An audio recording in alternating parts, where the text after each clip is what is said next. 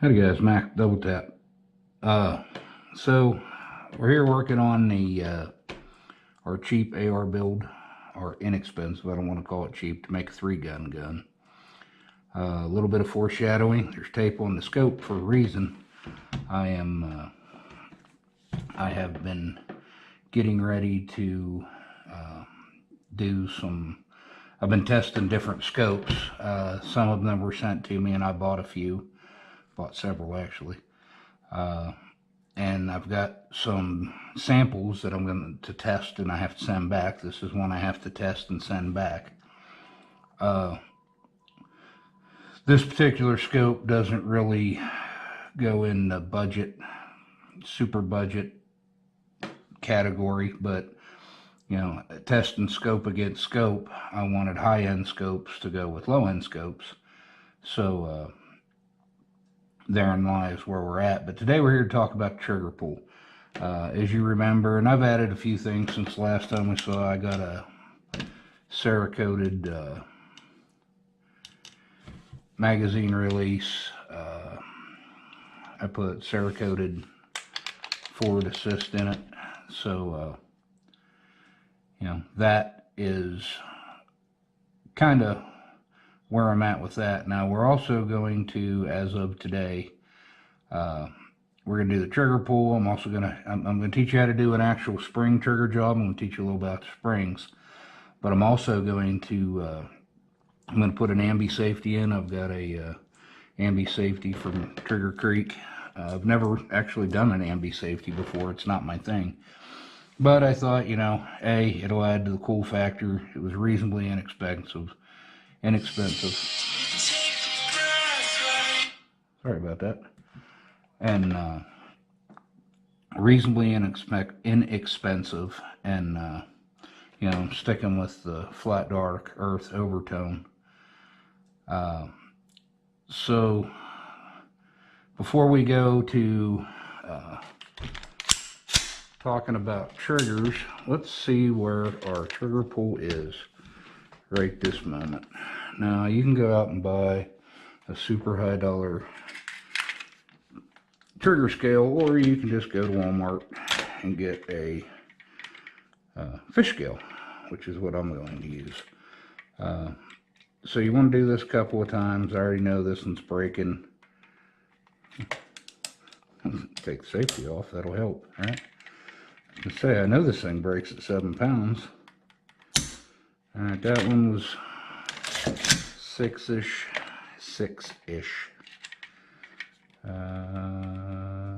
Right at 7. Right at 7.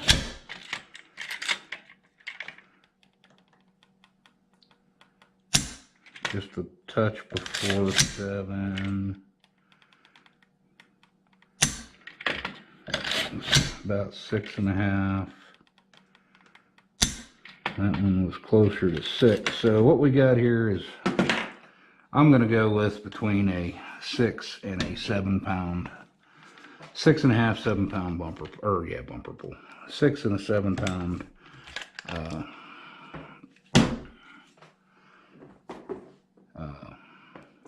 trigger pull. So let's tear this critter apart and get into the trigger pull aspect of it. Dun, dun, dun.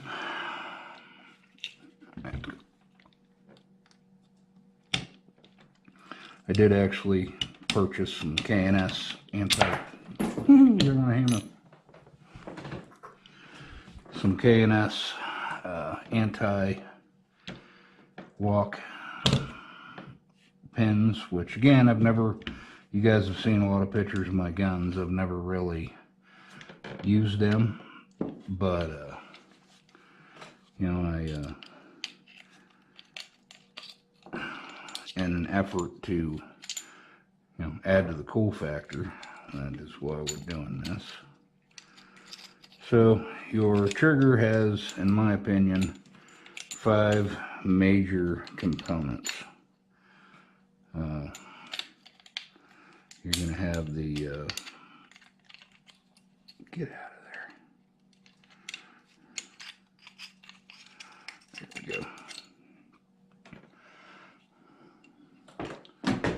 So you have your trigger mechanism, you have your disconnect, there's a little spring in here, you have a trigger spring, which those are pretty universal, interchangeable, whatever. You have your hammer, you have a hammer spring. Now, first, let's talk about the hammer springs. So, being stubborn, obviously I haven't cleaned this inside since I've shot it. And here's a hint, honest to God, when you, I'm going to get in trouble for getting the placemat dirty. We probably ought to turn that upside down. I feel like that'll be more of an ass chewing. Oh well, we're going to go with that.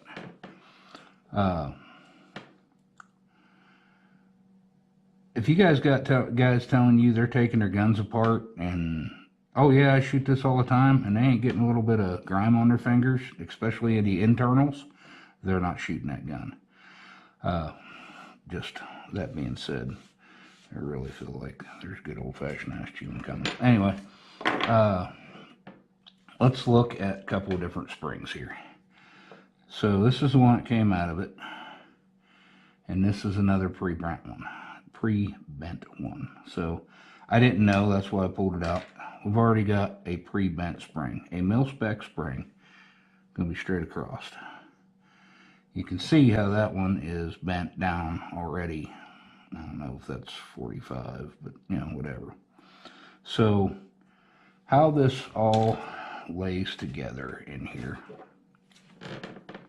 when you put this critter all together.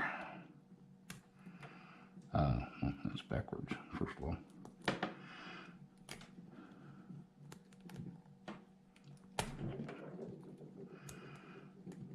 Not playing friendly today. All right. So this forces your hammer up, right? So if you can, and man, I know my lighting ain't good enough. There's a notch right here. You can see how it's kind of polished. And the front of your trigger right here. Those are hooked. Your disconnector actually does not touch your hammer when it's in the ready fire position. As you drop the hammer out of the way, I don't know if you can see that. This front part right here,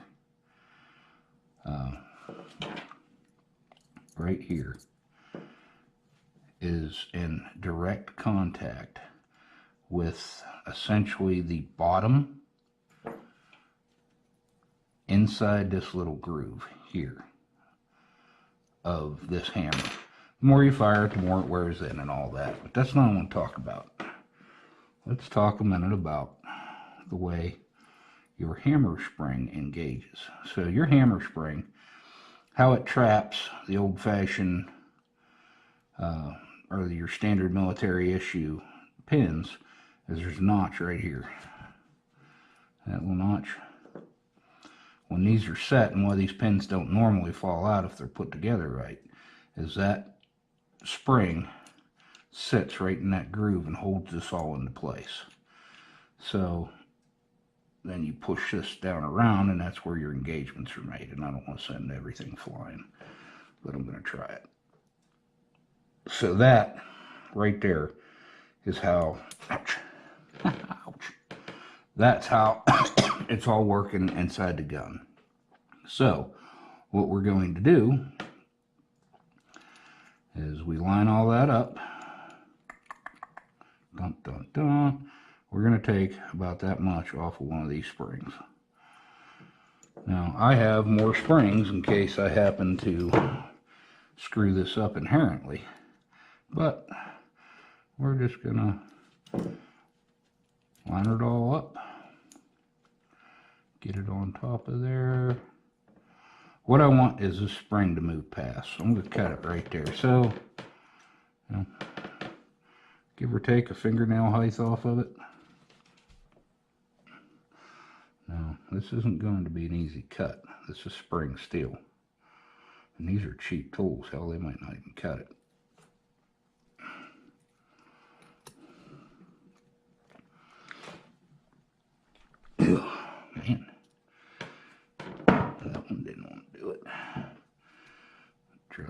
heavier.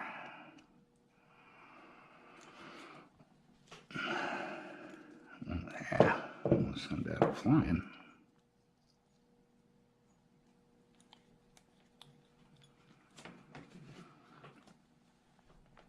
Ugh. The way it goes.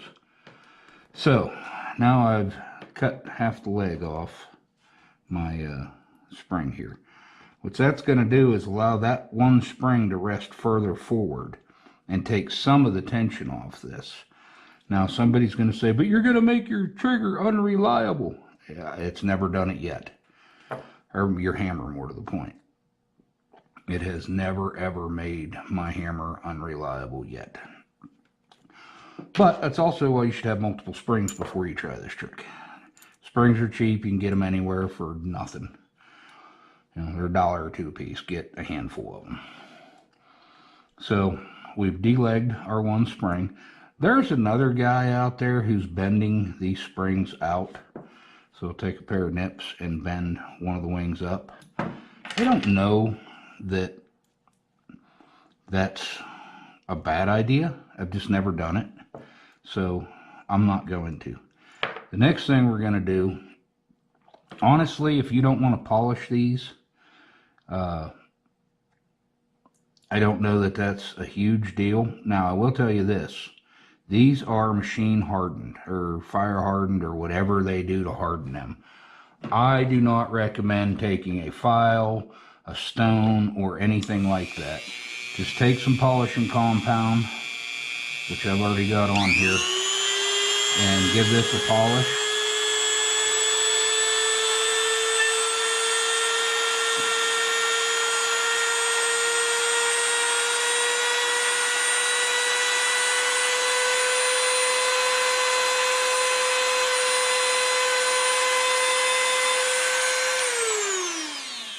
Get a good shine to it. You could actually, I don't know if you can, but I can see the engagement marks.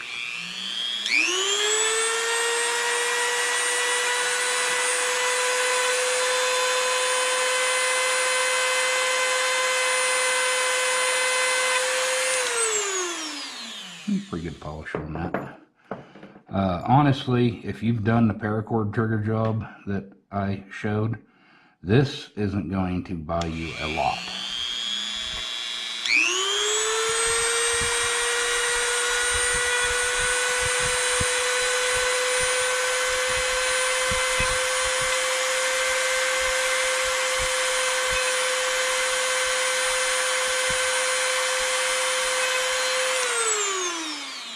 The spring is going to buy you way more than a little bit of polishing. But anyway, and I guess you can polish that until you're blue in the face if you really want to. So let's just put this back together stock and just see what cutting my trigger spring has done for us.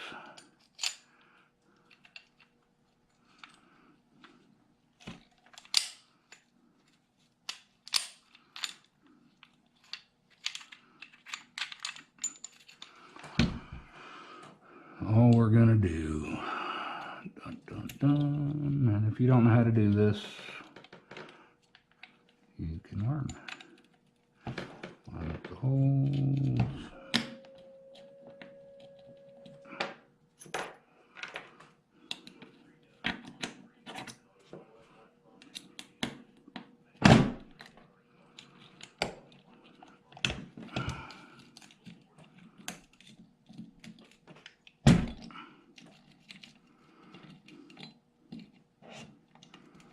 Come on, being difficult.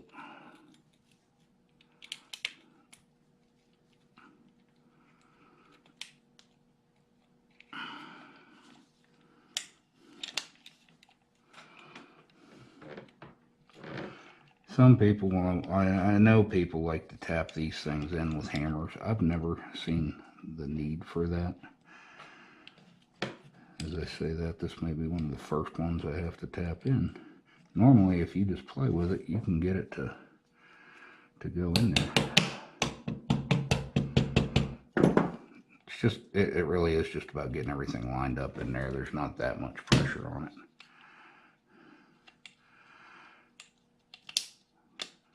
There we go.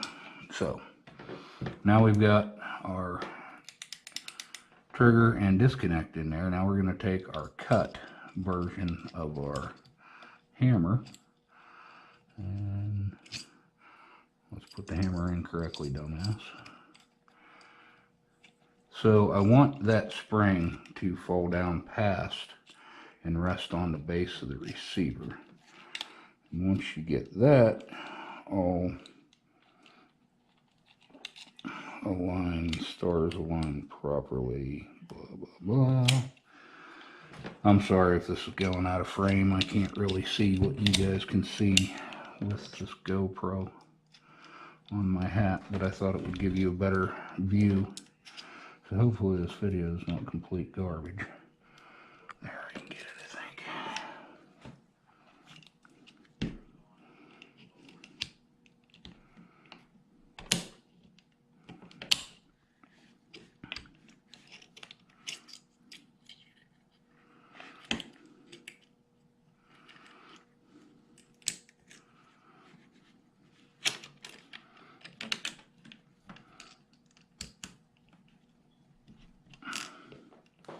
I dropped my pen.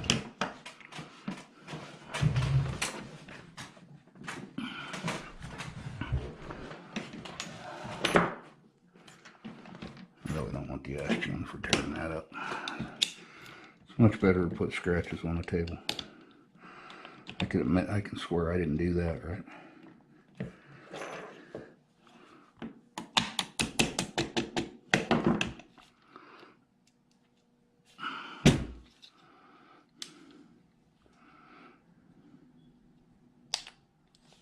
Go. All right, so all we did was cut that spring.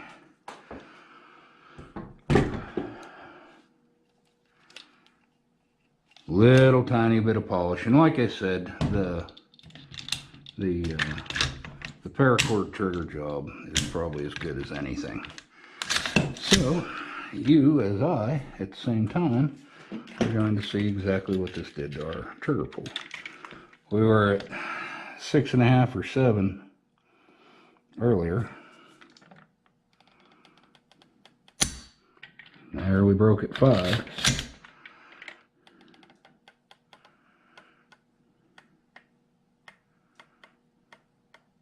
And that's not pulling on it, or did not reset.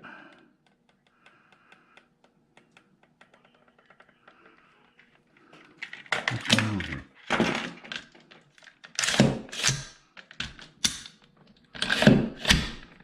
Let's not reset it.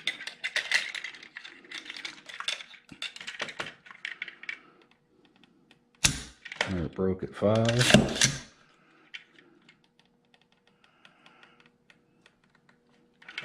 I must not be pulling straight on that trigger. I may need to modify that.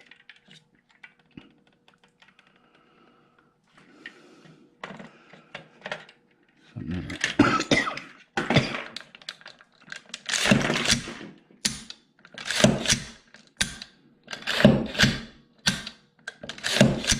I don't have some kind of weird functionality problem in here.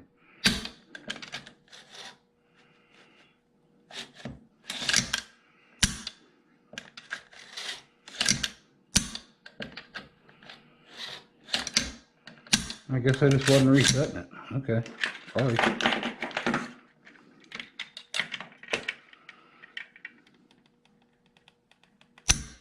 Five.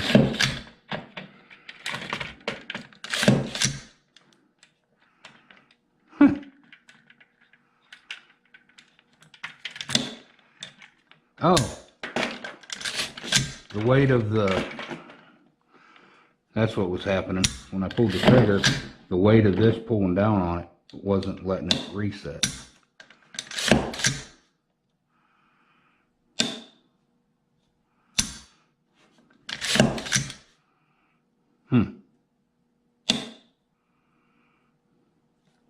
Something ain't right inside here, guys. Maybe I don't have something lined up the way it needs to be.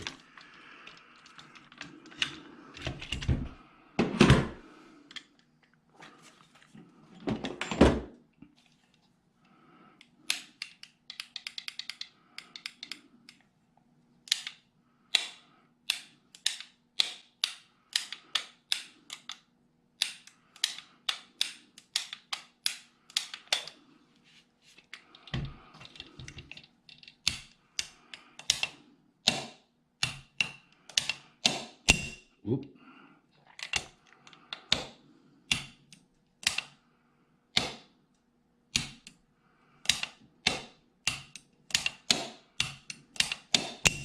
Damn it.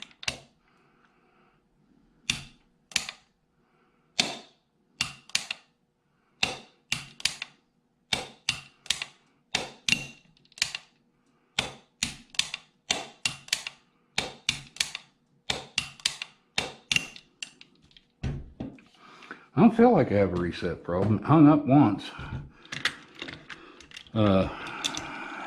And if I get it out and test it and decide that I do in fact have a reset problem, I've got more springs put in there. But I don't feel like I do just yet.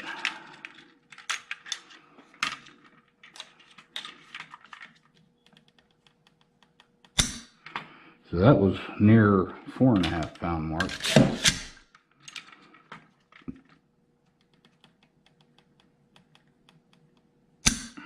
4.5-ish. So I've effectively, now I got between 4.5 and 5. I did have between 6.5 to 7. As far as an actual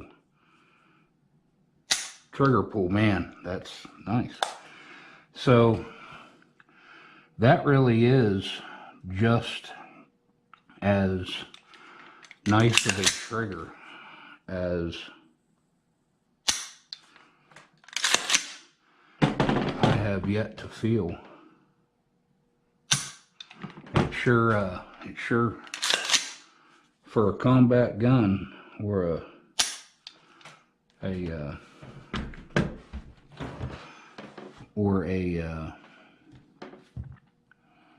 you know, in this case, a competition gun, that did as good as anything, really. So now let's get on to the second part of this. And here's the thing. When you're doing custom gun building, gun manipulation, you start changing things from factory, especially if you don't want to just go buy the high dollar $200 triggers.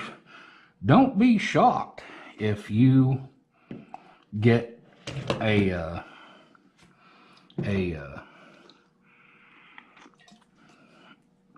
something that isn't perfect and you got to tweak it. That's why it doesn't hurt to have more trigger springs. So, okay, that all being said, now what I'm going to do is we're going to work on the second stage of this handy dandy little process, and to do that we need to take the pistol grip off. When what we're going to do is install a set screw in our safety.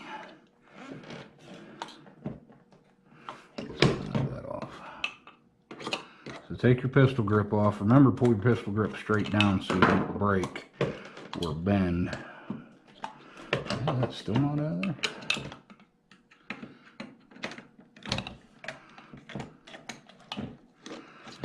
That spring just fell out, and that detent. We need to hold on to those. Now we are going to remove our safety.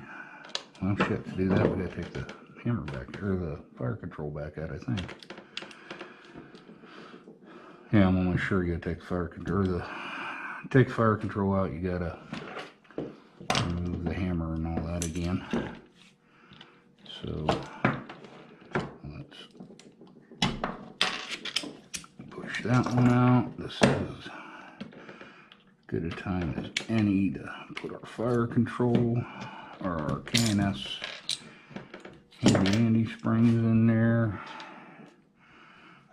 This is why you should have a mat in here. You definitely got to get the trigger loose. Alright, so here we have our hammer, or safety selector. So I'm going to go ahead while I'm doing this and just install our handy dandy safety. Now, I wasn't real super impressed with the fact that they didn't include any kind of instructions, because this is the 45 or 90 degree trigger, which I'm old school. I want 90. That half throw safety stuff does not impress me. So what I got to do is figure out how to line up, and all we're going to do, and I sure feel like that's it, we are going to line up the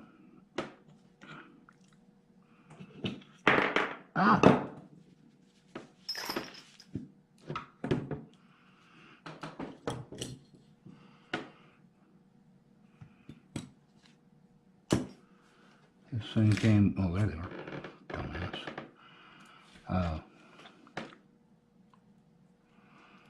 All we did was line up the new fire, or the new safety, in the same direction, line up the holes as the old one. I hope that works. Like I said, I've never put an Ambi-safety in. Maybe I should have watched a video on it. It sure feels like it's the same thing to me. So, way down the bottom of the world here,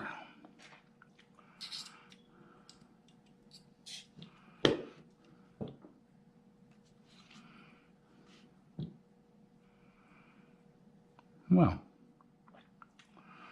so what I was about to teach you is in this first hole right here, you're going to take 1/4 28 screw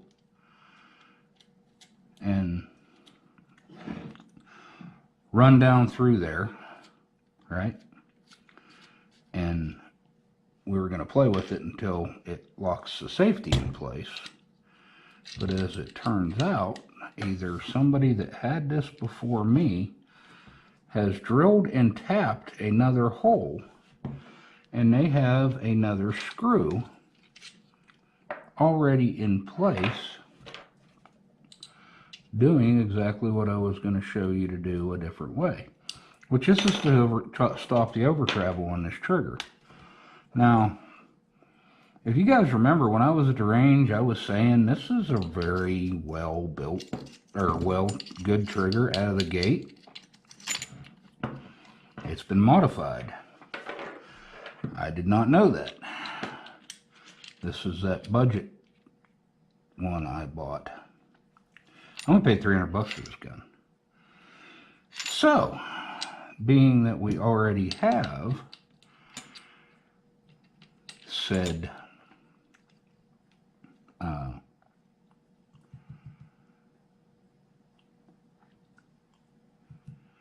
screw in there, I guess we will manipulate that one.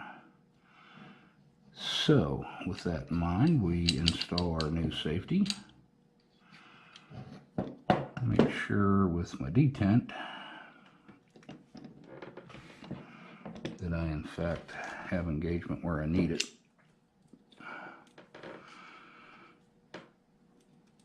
Which you can just push this up with your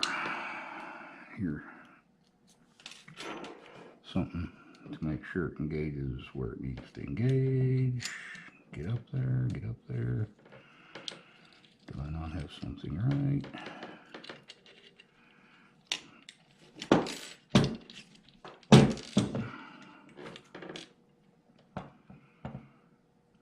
There's a detent right. Oh, I had it. Did I have it upside down?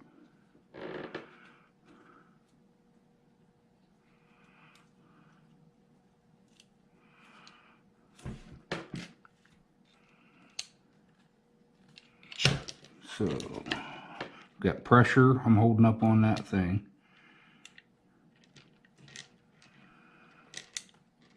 Aha! That is the 45-degree throw that I don't want. See, that's why you look at these first.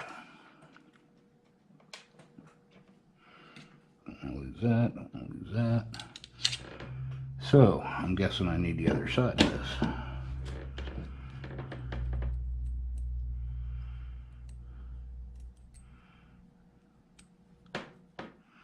And this really is why you kind of pre-fit stuff before you just jump in and put it all together. Excuse me. I'm actually pretty amped up about this screw setup. I've heard about people modifying the receivers. What I do works. What you do is go buy one of these little quarter 28 set screws at any hardware for 8 cents or dime, and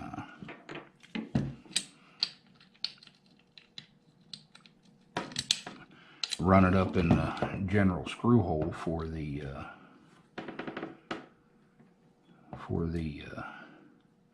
pistol grip screw, and that solves all your problems. Alright, there I have my true 90-degree throw. All I'm doing is, excuse me, applying a little bit of pressure on this Allen wrench to hold that detent up in there to make the clicks work as I want them to. So,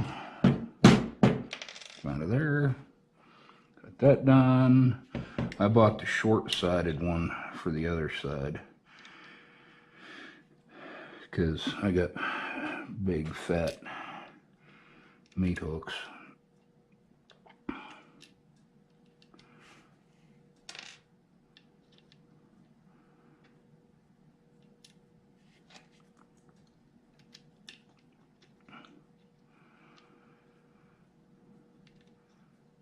So now we're going to have to find what size Allen head screw is already in there. So now we got our SEF. I wish that would work for SEF, I think. Got that in there. We'll test it one more time, although I'm sure it's fine. Before I put it back together, locks in, beautiful. Okay. At the same time, I install all this. Go into head. Now that I've never installed one of these KNS anti-rotate or anti-walk or anti-both, I guess. Comes with this little guide nib thing here for your trigger bar, and there's little alignment lugs on the front of your hammer pin.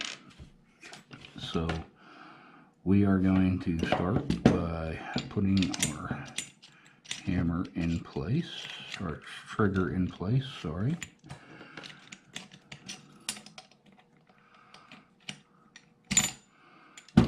Trigger in place, below the bar.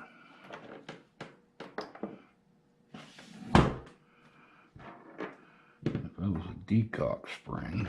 Ooh, I wonder if that was causing my reset issues earlier. Did I lose my decock spring midstream? That may very well have been what caused my issue before.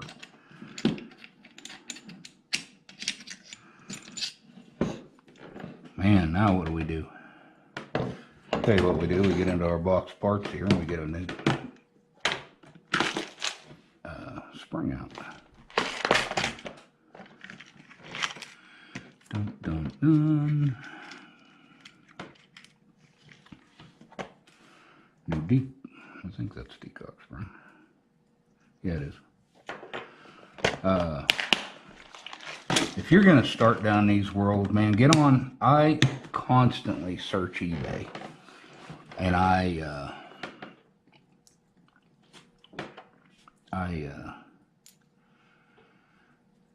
stock gun parts. I don't like that one. I don't think I like that one.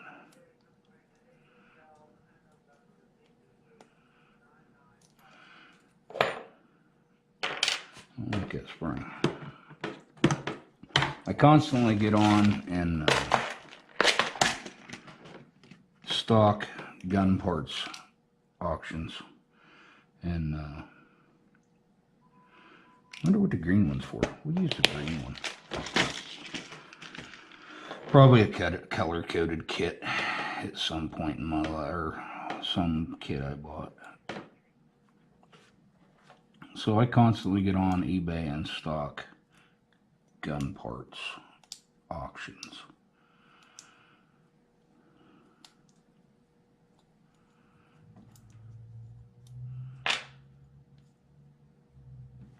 I don't like that one either.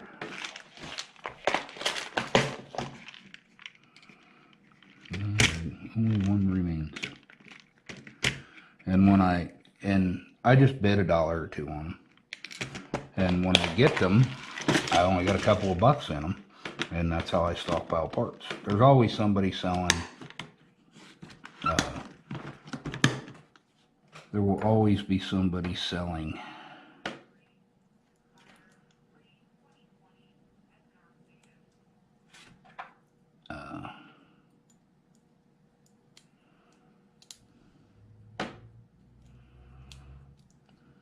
down am I missing? There it went.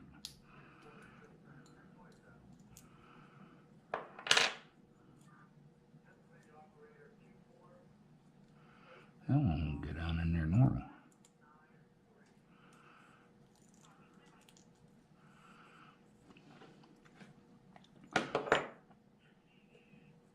Maybe it's supposed to be that way. I know that's the detent spring, or the disconnector spring.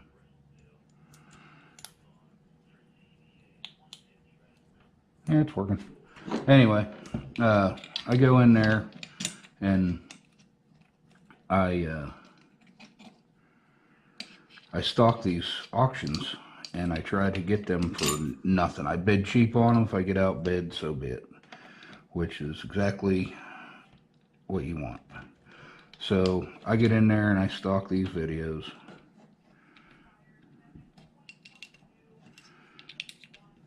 And yeah, stock these videos.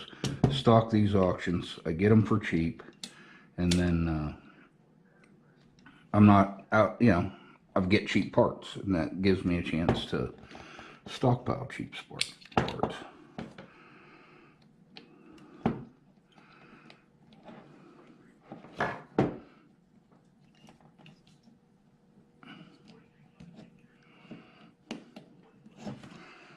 Kind of fidget and wobble and wiggle. Maybe a little tap, tap, tap.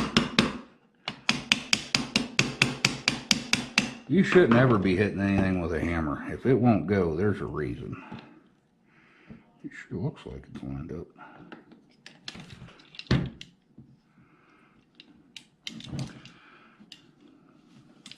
Boy, howdy.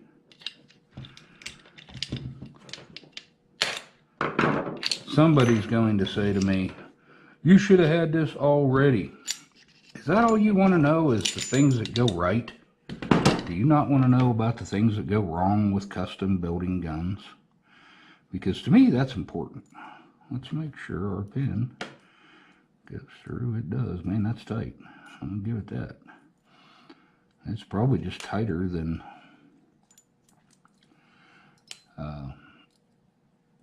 the standard one that goes in there. And it's both springs in place. Put our disconnect. Let's do this in stages. So, trigger pin. I'm sorry if you can't see this. I'm just trying to hold it so I can see.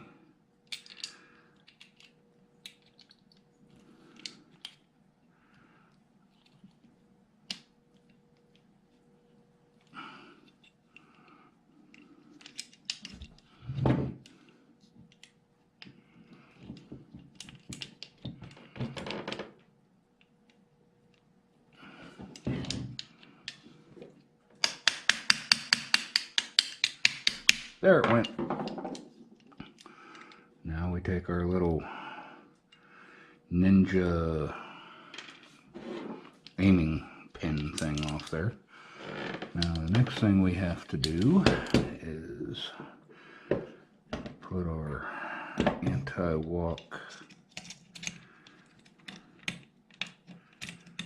Put your hammer in right. That's twice I've done that.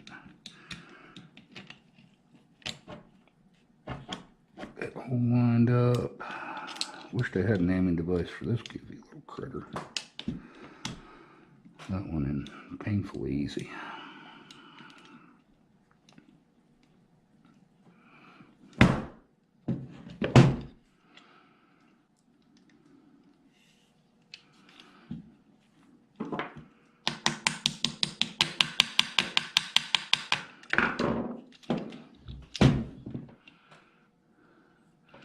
Those are definitely tight, which I guess is what you're paying for.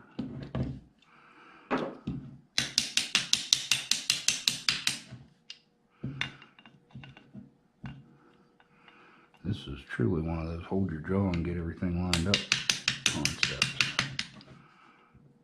Alright, we are through. Now, I intentionally bought my extended mag release. It's supposed to work with these and not interfere. Let's pray that's true. It is true. Yay! Put that in there. KNS was kind enough to supply us with the proper Torx.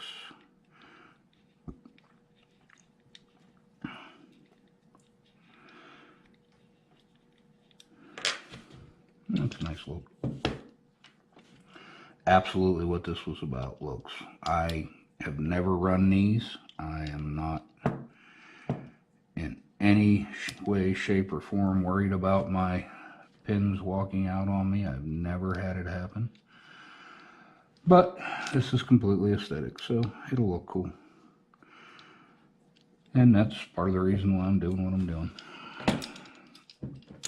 So I'm gonna assume that whatever they did as far as whatever adjustment they done on that screw that they installed is gonna be pretty close to what it needs to be, honestly. But we're still gonna adjust it how I like it. I thought that was an insanely decent trigger for a factory DPMS trigger. Ah! Well, so you gotta be smarter than the equipment you're working with.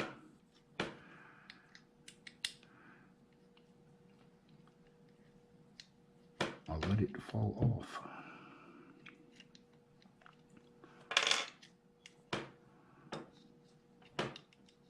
Get up there. Get up there. There we go. Steady.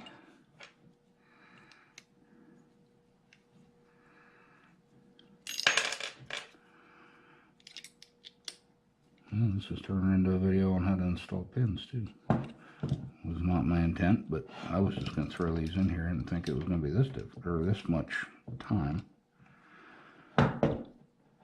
Alright, so those are in there. And fire, disconnect works, fire.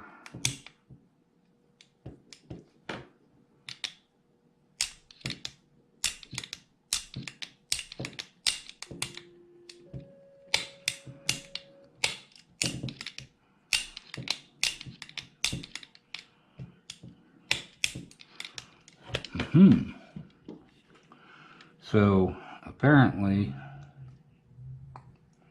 I'm going to need to find my original disconnect spring. If you do a true reset, it's not resetting the way it should. Especially for the way I fire my guns.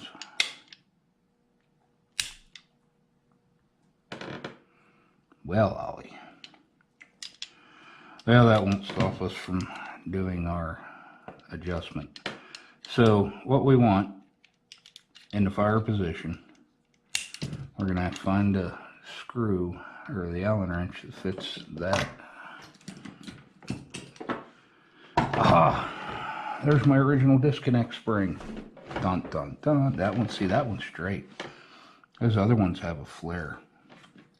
Interesting. Well, here we go again. That right there. Take these back apart. all I have to do is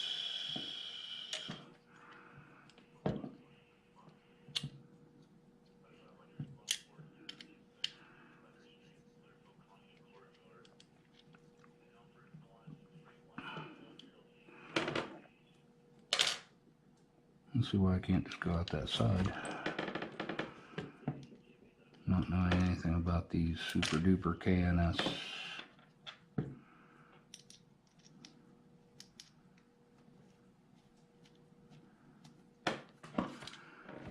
Oh yeah, I'm gonna have to take that off.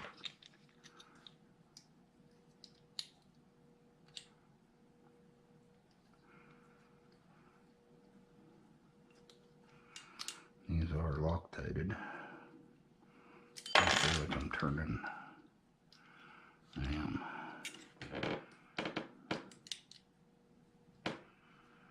Oh, I guess it'll all come out.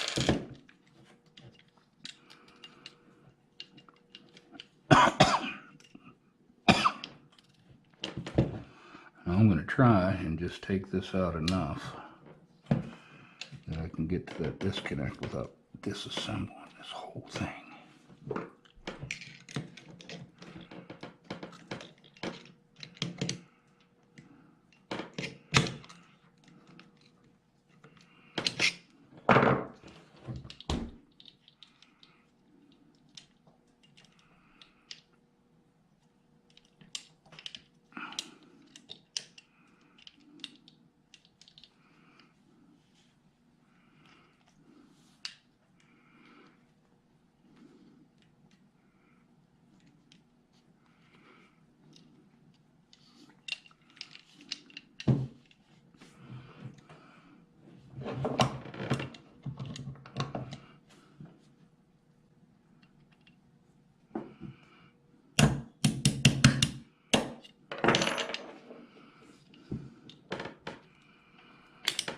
Ah, I didn't want to do that. Oh well, it is what it is now.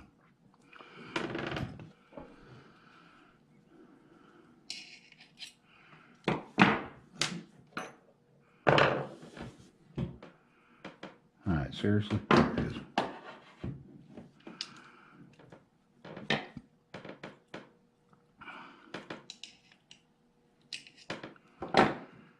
Disconnect spring. Old disconnect spring, honestly.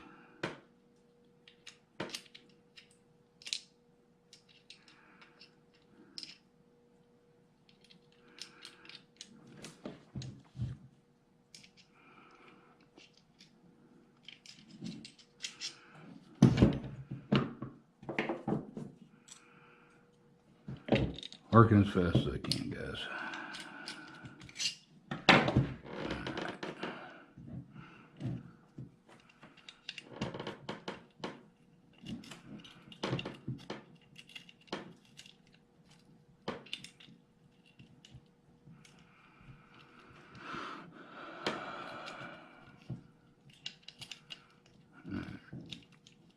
There is a start.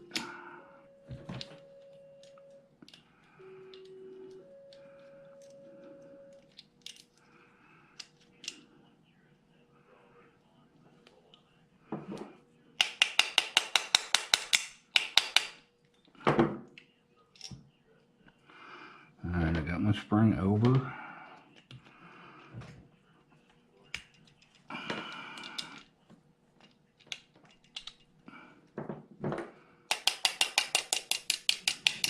These are just inherently tighter, like way tighter. That back where it lines up. Line it up. That don't work. There. Alright, now take that back off.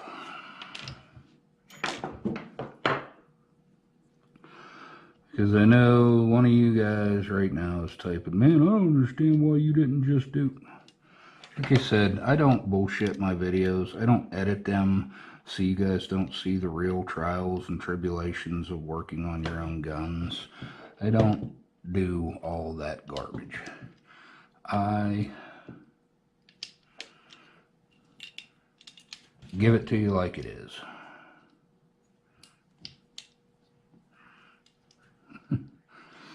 This just is not my day.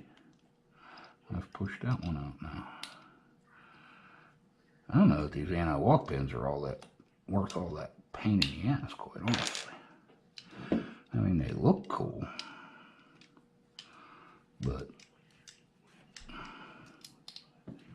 I guess if you've never taken your guns apart, they're fine.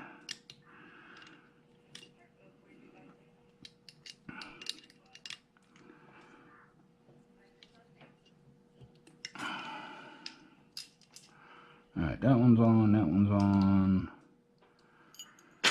Got our original dilly bob in there. We are in fire mode.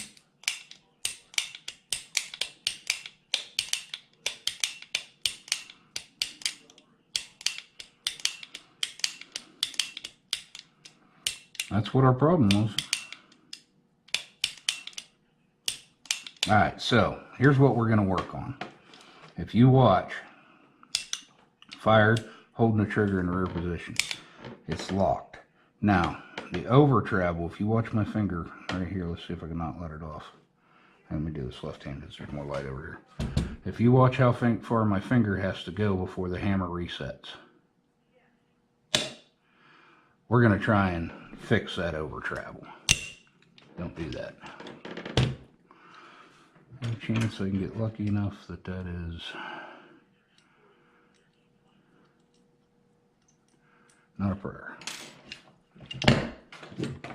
Okay. Obviously bigger.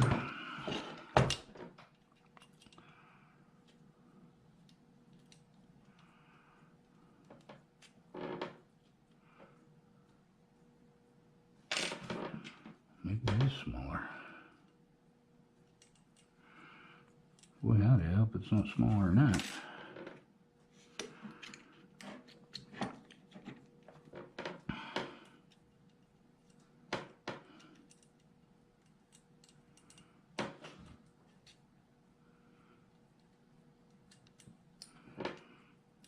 Not that one for sure.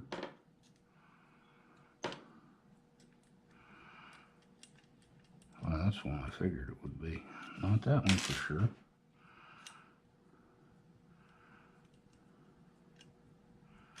Not that one for sure.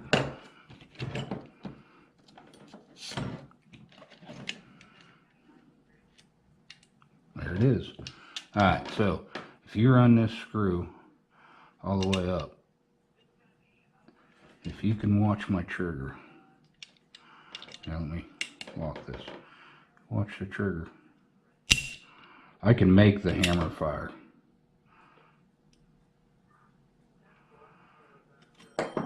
Now the hammer won't even lock. So what we want to do is we want to come back, see the hammer or see the trigger moving. It's in fire, but it won't fire because it hasn't disconnected. There it went. So here's how you set this. You're going to fire your gun, and you really shouldn't drop it on an empty deal like that. So here's how you set this. Lock it into reset, or lock it into fired position. Hold down on it, right? Now, go up in here while holding your safety in place.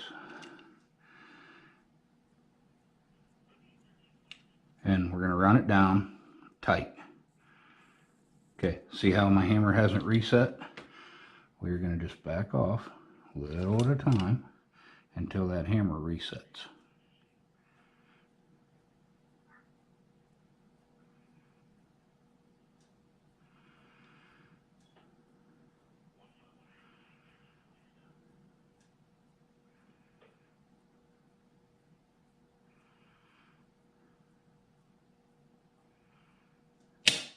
Right there.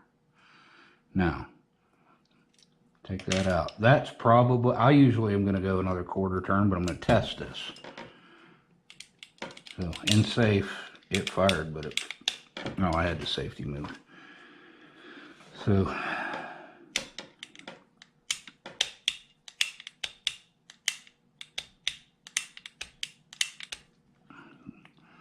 Maybe because it's in just a little bit different place.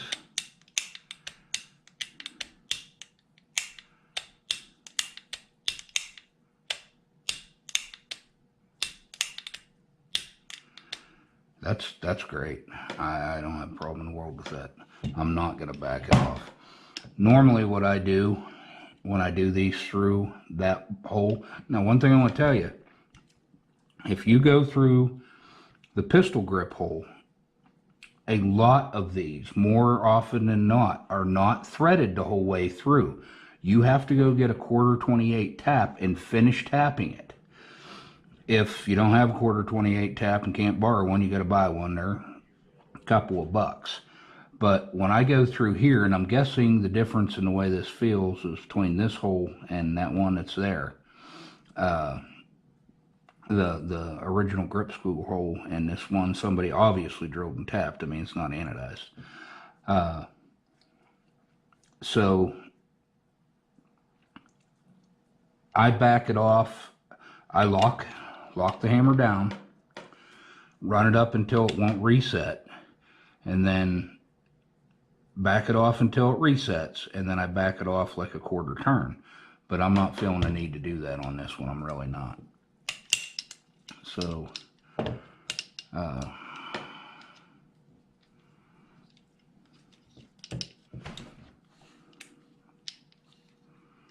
lock.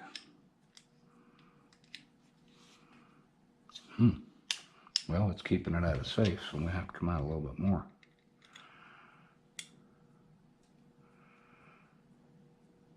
You can feel this in your safety. There. Well, I guess that's where it's got to be. So let's put this all together just real quick. Make sure your nose is down on that. Take and put our pistol grip together.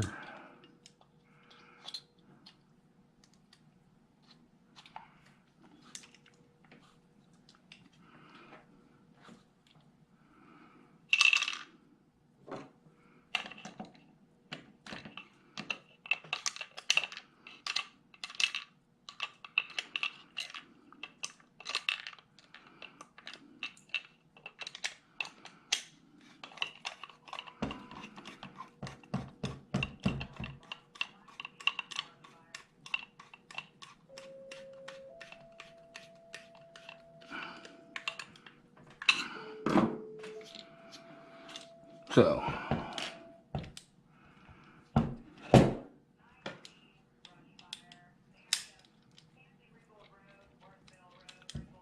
with the D10 in there, that is too much. Guess I should want that 1/4 turn. I usually go extra on stuff. I apologize. I had no plan on absolutely no plan on this screw already being in there. I had well, I had it apart when I put the pistol grip on. I guess I just threw it on and I didn't notice.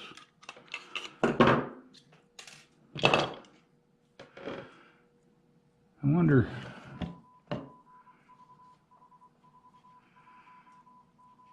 No, that's, I was about to say that trigger come with a new detent and spring. I guess I need to make sure that they are the exact same size.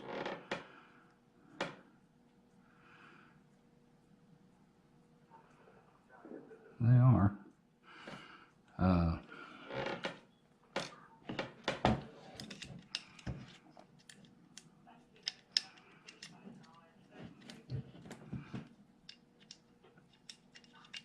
guess I'm going to come back out another 1/4 turn on that over travel screw and put it all back together and see if it works.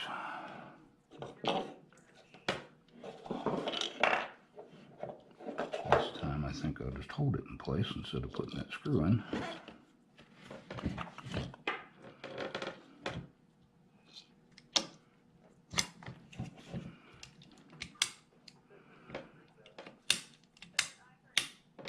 Alright, it all worked.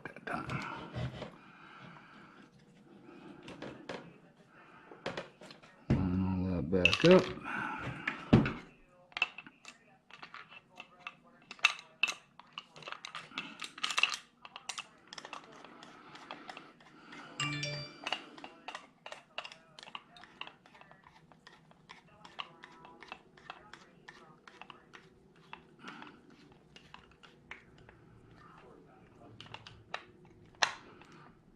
Alright, so safe, fire,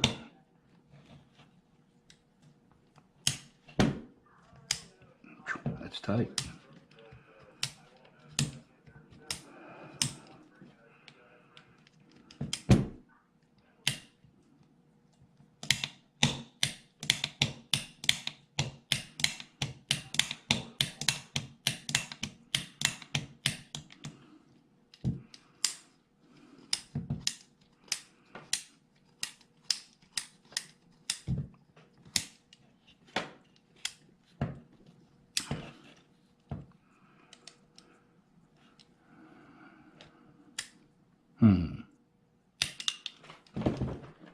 I feel like that's too tight for me. I guess I could do this off camera, but I want you guys to see the whole process. If you want a free drop-in trigger, or more to the point, if you're looking for the perfect trigger and you're not willing to pay $200 for it, you can either learn to do this stuff and not pay somebody $200 to do it for you, or you can go out and buy a couple $100 trigger. I'm going to come back out one more quarter turn.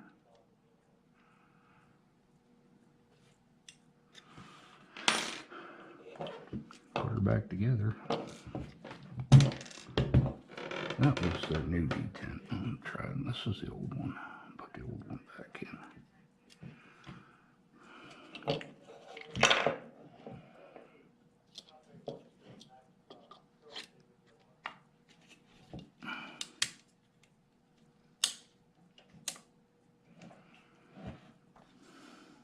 I wonder if that's too long. Because that safety feels. Maybe I'm wondering if now my screw shouldn't be able to reach through there because it's not trapped the whole way. Let me put this back in here. But anyway, if you feel like you're getting better education by watching people that have already done this, put it all back together. Make sure it was perfect so they don't show any issues on YouTube. Then, alright, so the camera shut off. We're going to go in here just because I'm trying to solve my issue. We're going to get a totally different pistol grip screw. Because, man, as soon as I back that off, just enough to make it wobbly, that goes right into super easy the way it should be. I'll back it off just a whisker. And it might just be part of this new, because that's perfect, but my pistol grip's wobbly. I don't like that. I'm going to try installing a shorter pistol grip screw. It may just be this Ambi trigger is that, or this Ambi-safety is that shitty. And if that's the case, it'll be coming back out of this gun.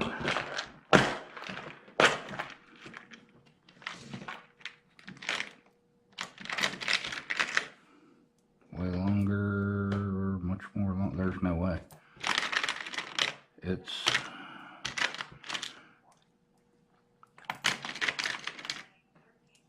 That's as short as a screw as I ever put in there. So I feel like it's just this new trigger, or this new safety is that shitty. I mean, it's definitely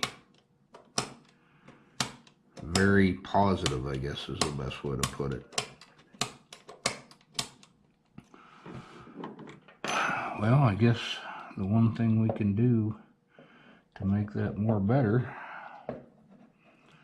is we could drill down in there and make that a little deeper, which would permanently modify it, or we can just trim this spring just a whisker. It doesn't have to have much in there. I'm just going to take the first notch on this spring and make it go flying. So I literally just took one link off of it.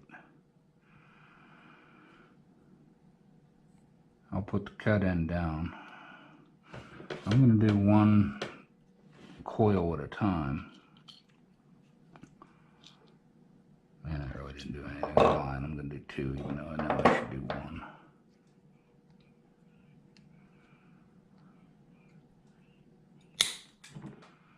That one landed over there.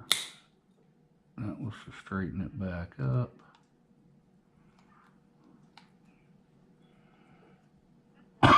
I'm not, excuse me. I don't know if you can see this. I'm not really cutting more. It's got a ridge on it, or where it's bending when I cut it. I'm trying to clean that up. Like that. Excuse me. There, that's sitting way lower. Let's see if that solves my problem.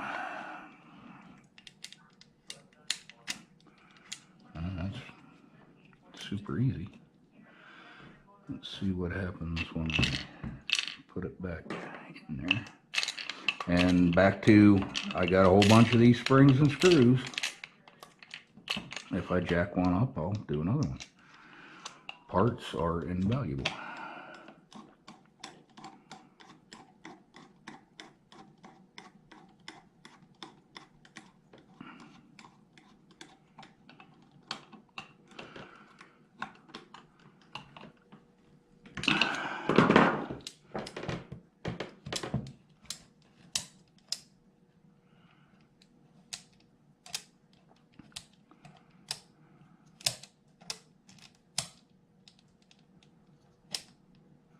That's definitely easy to turn off. Way too easy. Shoulda went two. Or one snip, not two snips. It's alright though, we got more.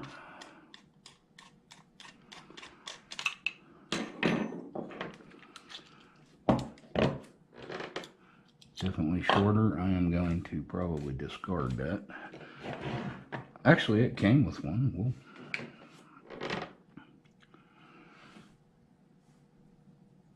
Wonder if I should.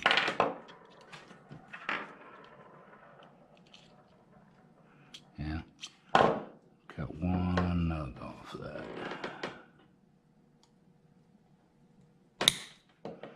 One nug.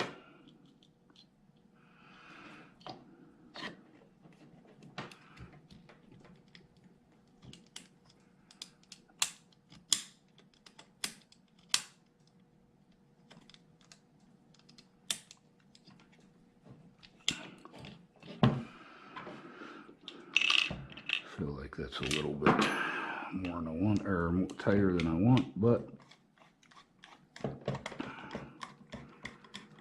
we will see.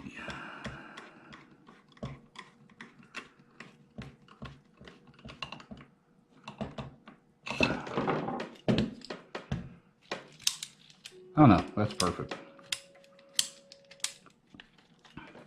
Outstanding.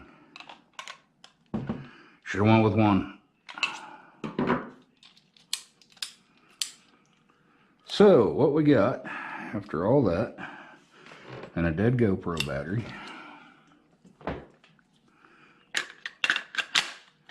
is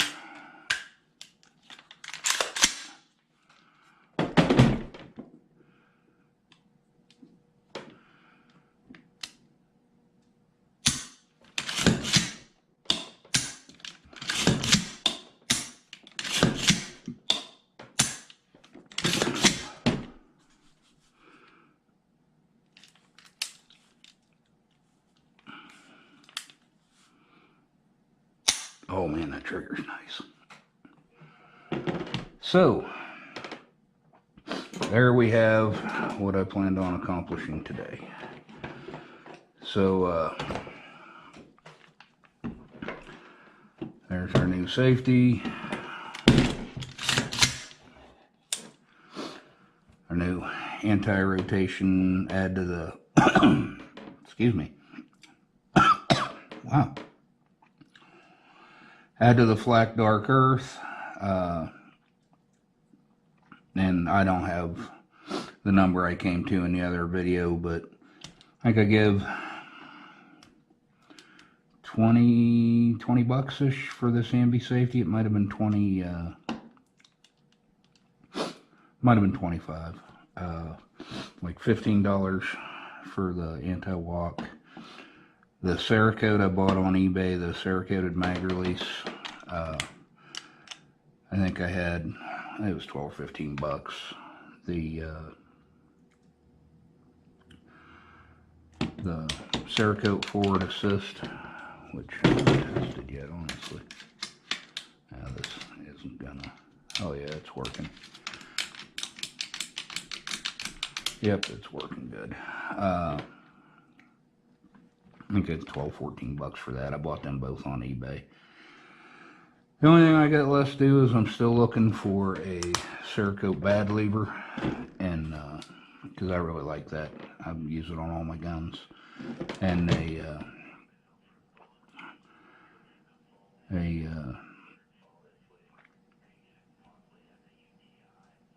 well, that's it.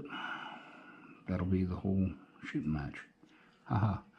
But anyway, we will get to the scope, what this is. I don't want to give it away.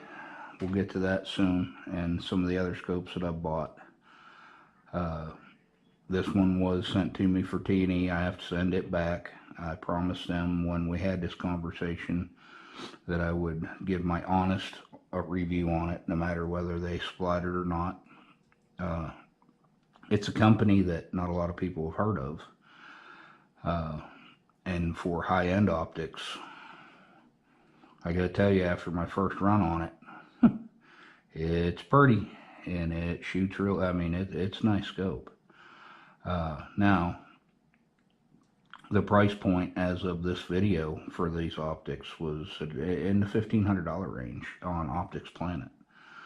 So it's not for budget builds, but honestly, once compared to the Vortex, the higher end Vortex, and you know, some of that, I mean, it's damn good scope. But we'll have some of that. We'll have some higher end scopes, and then I'm going to get, and the whole point of getting the higher end ones were, you know, some people aren't looking to build a budget optics. Some of people are looking, you know, they got no problem putting 5, 6, 7 grand in a race gun, or a 3-gun gun, and this is a very viable option for that if you got plenty of money to spend to it.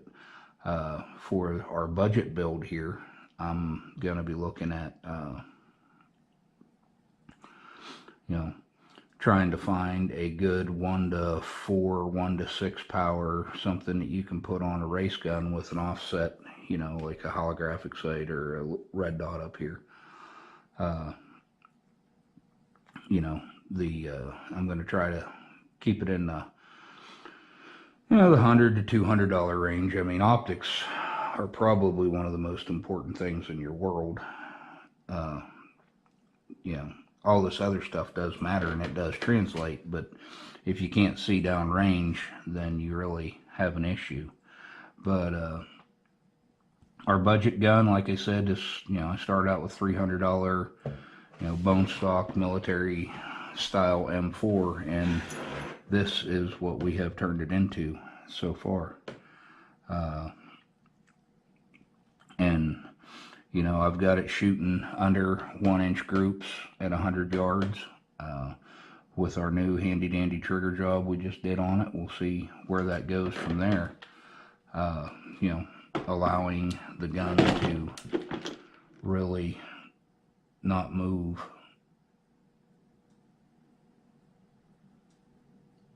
during trigger pull. That is honestly one of the that I would bet you money if I go get a $200 or $300 drop-in trigger and put it in a gun and set you side by side with these, I don't know that you could feel the difference. Now the drop-in triggers, you can adjust down, you know, virtually as low as you want them to go, but right now, for a gun that you're going to be running and shooting and running and shooting, I don't know that you want a microscopic, you know, 2 or 3 pound trigger. So appreciate you guys watching. Like, share, and subscribe. Down in the comments or in the description, I will have my my Facebook channel, or my Facebook. I'm trying to spend more time on Facebook these days, but I really appreciate you guys watching. I hope this helps somebody. I hope, you know, through this entire build, from the accurization process, you know, through manipulating the trigger and all that, that you are, you know, you're starting to understand the way an AR-15 works a little, you know, and some of the things you can do to it without spending a bunch of money. So I appreciate you guys watching. Have a good day.